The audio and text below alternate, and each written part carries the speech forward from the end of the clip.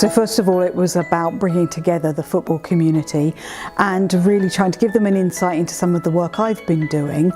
So we then looked, as well as doing the history, looking at where are we now, and in light of the up and coming fantastic qualification for the World Cup, where are we going to go, how do we build on that in Scotland in women's football.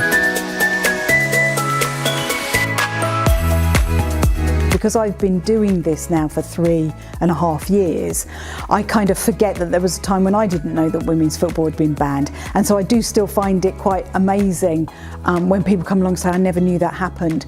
But in lots of ways that's brilliant for me, because that says to me there is a gap in the knowledge that needs to be filled and people need to know this happened.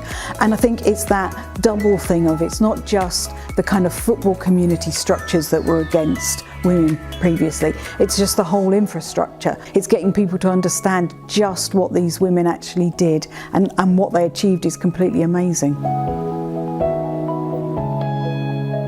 I think it's been, for me, one of the big fundamentals was to have an event when it was women only. As a woman, and especially as a woman academic, I am used to going to conferences that are dominated by male presenters. And I think it's also a style thing. I think of conferences I've been to, it's worked particularly well with women in that conversational style and having that discussion about different topics.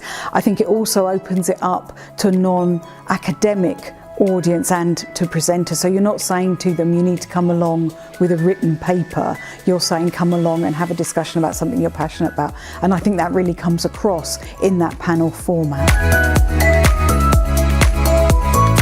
You know, I know I would say this, but I do think they're extremely important. I think it is about celebrating the football community, the wonderful achievements of the women's football community. But I think there's also room for looking at, okay, how do we develop further? How do we come together as a bigger, wider community and discuss what principles, what factors, what things can we do to actually move women's football forward?